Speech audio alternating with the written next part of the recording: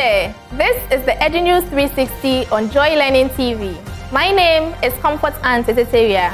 In the next hour, join me as I update you on the latest issues in the educational sector. Do stay with us. Coming up, school placement. 2023 records highest enrollment despite challenges, says the Education Minister. In our News in Focus segment, we will delve into a conversation with the marketer of Besopra Creative as they have launched a kids magazine called Today's Peers, solely written by children. The rejections, I'm not sure you can do it. Okay, what have you done before? Can you do it? No. So there was a whole lot of up and down until the final phase, 2 months. We had those who really wanted to be on board for it. We have details for this and more on EduNews 360.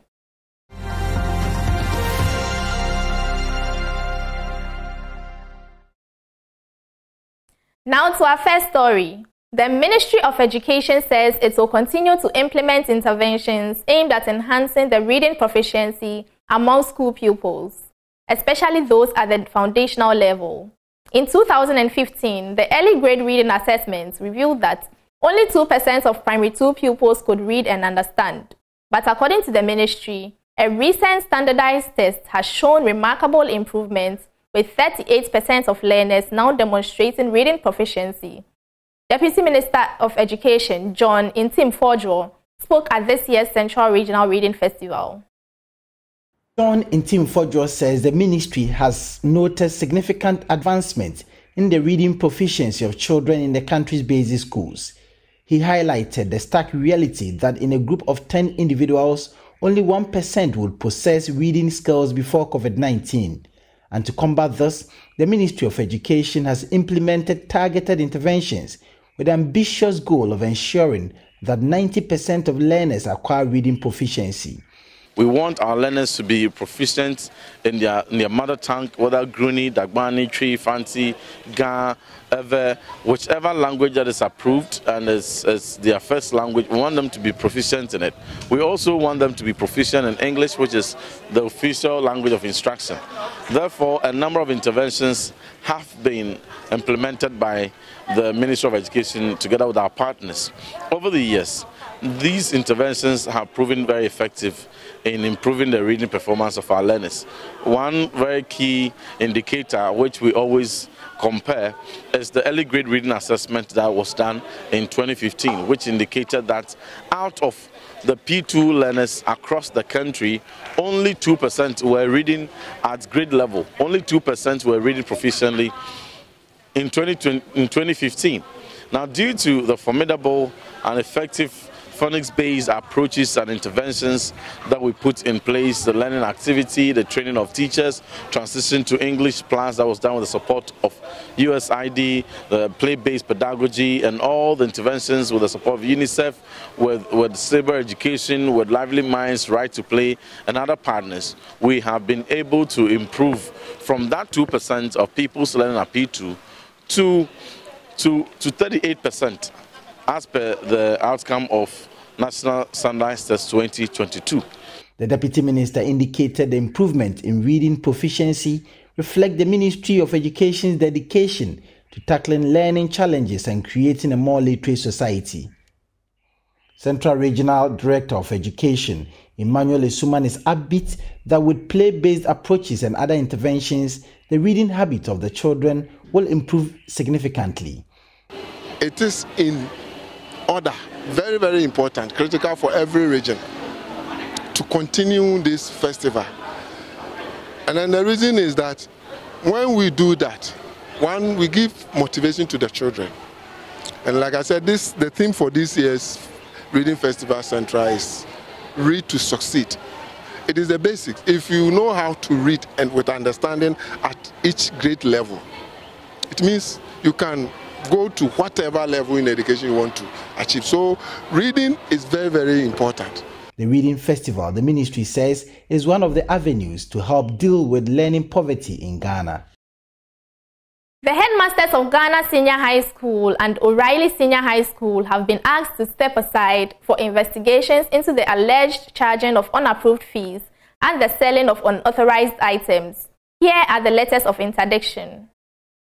Cassandra Chum Ampofo spoke on Joy News Desk with updates. It has come to the notice of management the collection of unauthorized monies of O'Reilly Senior High School as part of the admission process. Based on the above and as the Code of Conduct stipulates, you are to step aside for investigation to be conducted. You are hereby directed to hand over all property of the school to the Municipal Director of Education, Lejokuku, in the interim, who will take oversight responsibility of the school for the period of your absence, and is signed by Stephen Abamfo, is the Acting Director of Education, Greater Accra, and copied to Director General of GES. And those are excerpts of the statement. I've been joined by Cassandra Chum. She is the PRO of GES. Cassandra, what exactly did the headmasters do, and what did they charge these amounts of monies for? Thank you so much for having me. Good morning to you, Aisha, and your viewers. Yes, so these items, or these heads, as you rightly indicated, had certain items unauthorized, and then they selling on their school campus. In the case of Ghana Senior High School headmistress, he asked the students to go to school or to report in their office, that's their home attack. And when you get to school, you are asked to change over, buy a ceremonial cloth. They claim it's a ceremonial cloth, and then track it. And then if you do not buy, it means that you are forced to go back home. And back of O'Reilly headmistress had also set up the table charging 350, according to them, as PA charges or PA dues, and then you pay, they give you receipt before you can proceed. And so these are all items or things that for us we had not approved. It wasn't part of the admission process for first years. And so we have asked them to step aside so we can really delve deeper in our investigations, and then we can continue. So that's what has happened. So far, what have your investigations uncovered? So just as I indicated early on, Ghana, they were paying or buying ceremonial cloths, 200 cedis, track suits, 250. And so once you get on campus, you need to buy these items. And then already you need to pay 350. So this is the first or the initial investigation that we have established, and then we need to delve deeper. Reason why we've asked them to step aside, so we can have that launch that skill investigation into why they have to sell these items and why they have to also let the Form 1 pay before they can continue the admission process. Without these processes or without paying or buying these items, it means that you cannot complete your admission process. And some are tricky back. So you imagine somebody traveling from probably a Ashanti region, the upper East, upper West to Eastern region, only to be turned back. Because now when you print out your placement form, you know what to buy. And even before the placement came out, we had also published the harmonized prospectus. And so they have already prepared, knowing that they will ask them on the prospectus to buy checks. And so most of the schools, they had their first years reporting in their checks, because the real school uniform and then the house jackets are all being supplied really under the CSA check policy, so they do not buy. So why a particular school would decide to tell students not to buy their check or not to come to school with their check, but rather in more you get to the school, you have to buy a kind of cloth changeover before you can even be allowed given a dormitory or to allow them into a dormitory. All right, so that means that if the investigations are completed and they are found culpable, there will be punishment. What would be the punishment for these two headmasters? then management will decide. So we'll wait for the report from the regional directors, regional director, regional director after the report, and then we'll move from there. Whatever recommendation they come up with, management at the headquarters will also look at it. But of course, if it happens or if we establish that indeed all these things, as we have already established the prima facie, it comes out like that again, then definitely the sanctions would be made known for all of us to know. I've seen that you've, as you ask them to step aside, there's some other people you're asking to come in. Who takes up the mandate of running the schools in their absence? When headmistress of senior high schools are asked to step aside, the regional director steps in. And so they hand over everything to the regional director until investigations are over, of course, with the support of the assistant head. We have academic and then we have domestic. Cassandra Chum is the PRO of the Ghana Education Service. Grateful for those updates. We will speak to Divine Pair of Africa Education Watch for more insights. Right, please, you are welcome to the Joy Learning EduNews 360. Thank you. Okay, so we want to get interactive concerning the interdiction of some headmasters of some schools. What's your take on the issue? All right. I think it's very unfortunate that we got into here. I told the heads, some of them, not all, although they may have been having genuine reasons for taking the money or charging or whatever they were charging. It still has to be done appropriately. It has to be done through their union, which is CHAS, or better still channel their grievances to the Director General for redress. But when the case is that your employer has given you a clear directive that do not charge, and then also the PSHA policy is obvious that there's nothing like admission free, and you go ahead to do it, no amount of good reasons you may give may justify your action. Right. Yes, we all know that the PSHA has its own challenges, but you look at some of the things they are charging for, it's outrightly not acceptable, like admission fee. No, admission shouldn't even get to that point, because some parents are still unable to send their wards to school just because of the cost involved of the PSHS. Right. It's free. The cost of prospectus is high. We just launched one of our research studies that's called incident analysis of the senior high school program. And the outcome is that students are paying significantly when it comes to cost of prospectus. GE has harmonized that, but it will take a parent 2,100 to procure the items in the prospectus. So for some parents, it is still high for them. Mind you, to look at the Ghana household survey for 2019, those in the lowest quintile, their average annual household expenditure is 5,000 plus. So it tells you that if prospectus alone, they have to buy at a go of 2,100. A harmonized prospectus of 2,100 will still be high for them. So that alone can push some parents from accessing secondary school education. Right. And we do not to encourage that. So if there are clear directives that do not charge, you don't. If there's a need for an item to be bought by a student, but it's not included in the harmonized prospectus, the appropriate thing to be done is to have an engagement with Ghana Education Service for redress, and other than taking your own unilateral decision, you feel it's inappropriate. Right. But looking at the situation where some schools or even most schools do not have provision to cater for these children, I'm sure the fees that were being taken were not for the personal benefits of these headmasters, but also for the benefits of all the student body. So how is it that they are interdicted?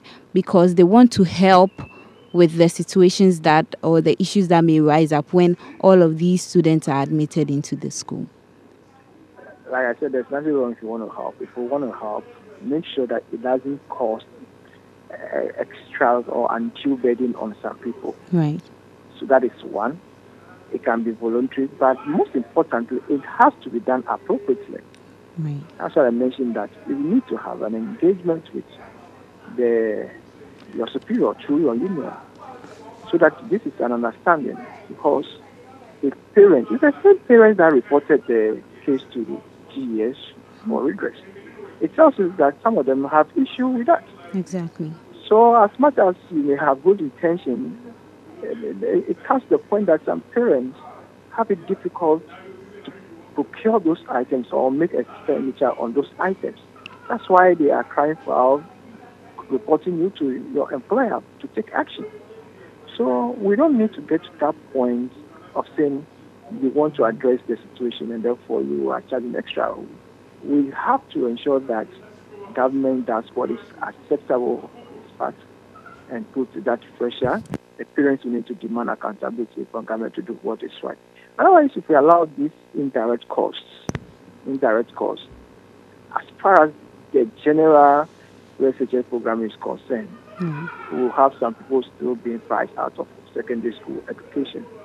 So we need to follow the policy direction. Yes, it has its own challenges, but the appropriate way to address this is to have an engagement with your superior. And if there are some commonalities of items that you want to agree on for parents to purchase, that should have been communicated to parents. But if you already have a harmonized prospectus and you are now introducing a new item into the prospectus, then it's essentially going to defeat the reason why we have gotten to this point of harmonizing the prospectus. So we don't need to undo the progress we've made by having a harmonized prospectus. That progress has to be maintained because it has somehow lessened the financial costs on parents who have to buy prospectus for their potential SHS candidates. So it's very important that we maintain this. Other than that, if we allow every head to charge this of head OTs, although the prospectus is harmonized, we'll go back to the very point that we were previously, and then the prospectus cost will begin to be very high again, and some parents will still not be able to enroll their awards because the cost of prospectus is high. Right. But in recent news, these head teachers are going to be reinstated or have been reinstated. Are you in support of that? And what investigations were done for them to have reinstated these teachers? Interdiction doesn't mean you are sacked or whatever. It means that's set aside for us to investigate. If GS has, so as far as the news item is concerned, right, it remains an allegation. So parents have alleged that a head is taking this day and this day from us. Right. And GS called, okay, step aside, let's investigate it. I don't think we should be having challenge with GS asking heads to step aside for investigation when parents have made an allegation or even allegations. So if GS after engaging them realize that their actions may not have amounted to anything that will even attract negative action, and they have to continue their way, that's fair enough. But strongly, I believe that those who may have been charging unfairly, for instance, admission fee, which is clearly supposed not to be the case. Strongly, I feel there should be an action taken to serve as a deterrent. Because yes, government money comes, but eventually somehow it comes. It may delay, but somehow it comes. So if you are taking the money and the government disbursement comes, are you going to refund those admission fees? No, we shouldn't even be really talking about admission fees. But there are other petty things you want to introduce, and so that there can be some consumables in your school for student usage. That's okay, but imposing admission fee, in some instances, so high on students at the point of entry, for me, I feel it's not appropriate. Right. Thank you so much, Divine. We appreciate your time. You're welcome. The founder of the Sunshine Children Foundation has observed that Education is a powerful change agent in children's lives in order to create a better future for themselves and the society at large. To achieve this, she has charged government to prioritize education, particularly for children. She made the observation at the Sunshine Children Foundation, an education-centered not-for-profit organization. There is more in this report. According to the United Nations Educational, Scientific and Cultural Organization, approximately 250 million children are currently out of school across the world. A 2022 World Bank report puts Ghana's figures at 265,188 as of 2020. In a bid to check the worrying situation, a child-centered education NGO has been established. The NGO, Sunshine Children Foundation, has the objective to sponsor the education of needy but brilliant children in Ghana. Founder of the foundation, Debbie France, emphasized the need for government of Ghana to prioritize children's education. She shares the foundation's plans in providing support for beneficiary children while soliciting for more help. It's been a pet project on my heart for a very long time. I've always wanted to work with kids, and the time is just right. We are going to assist needy children in their pursuit of education because we believe that education is a powerful change agent in children's lives to create better futures for themselves and for the society at large. So we intend to assist needy kids and the privileged kids in their pursuit of education through fundraising. So we call on everyone, individuals, organizations, to reach out to us. We've been recognized by the Ghana Revenue Authority as a charitable organization and have been given tax exemption status for all our donors to get tax relief on their donations. So that's great incentive. So I chose Namibia because I really like what Mr. Paul Anaba has been doing since 2004. He houses 44 children here and houses 43 in Bolgatanga. We are helping them today with 50,000 Ghana cedis to complete their sick bay and baby's room. Because as you see, where he has is not quite big, with 44 children in there. So the sick bay, we are helping to finish the sick bay and the baby's room for them. A check of 50,000 Ghana cedis was donated to assist the children's home at the orphanage. The director of Nyamidia Children's Home, Paul Anaba, called for more support to enable many children access education. I started this journey since 2004. I started with 4 children, up to 9 children, and I've been working with Department of Social Welfare. The orphanage has been Lances. We don't have children by ourselves, but Department of Social Welfare, they bring the children here for shelter. And then as a founder, that's where my passion is. God brought me to spend time with, give them quality time, give them education, and to protect them so that they won't be in the street. And today's program has been wonderful. The Sunshine Foundation is a foundation that is impacting life. They want to make difference in the lives of the children, which is the same goal Nyamidua is also looking for. It's a shelter that gives life, gives support, and give good health for the less privileged.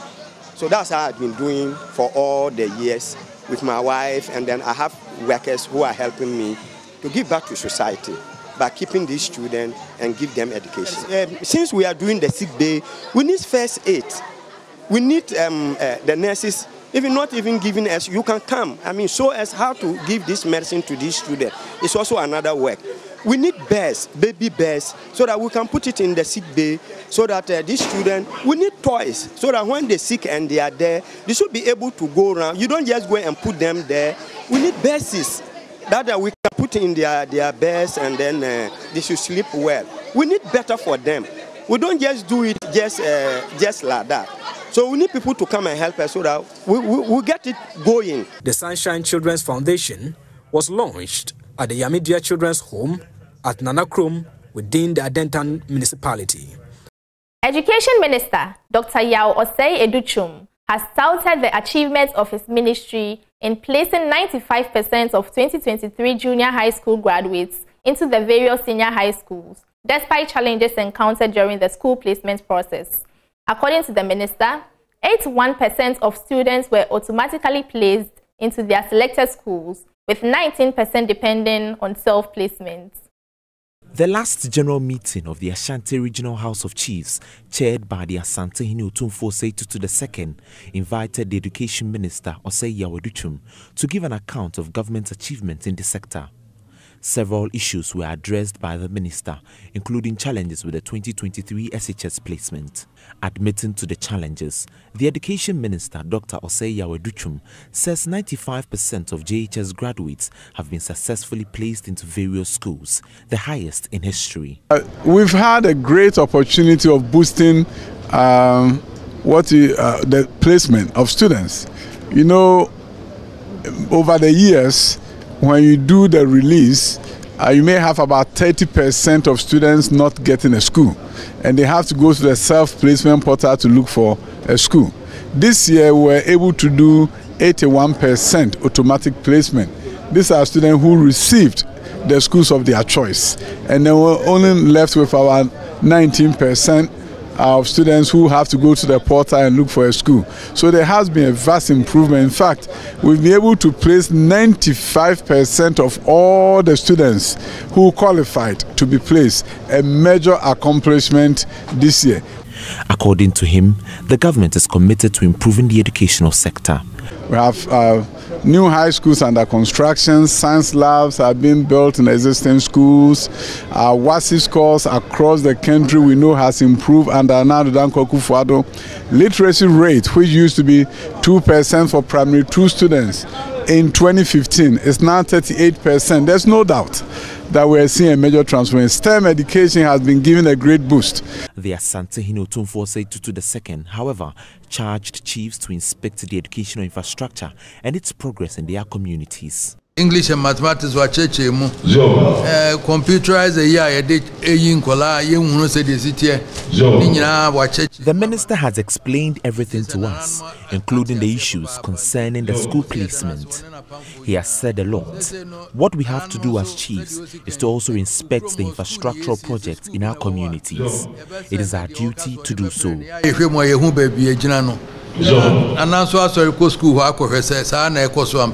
So one particular thing that came up during the meeting with the Education Minister is the whole conversation surrounding the cancellation of the teacher licential exam, which was brought up by the flag bearer of the National Democratic Congress, John Dramani Mahama.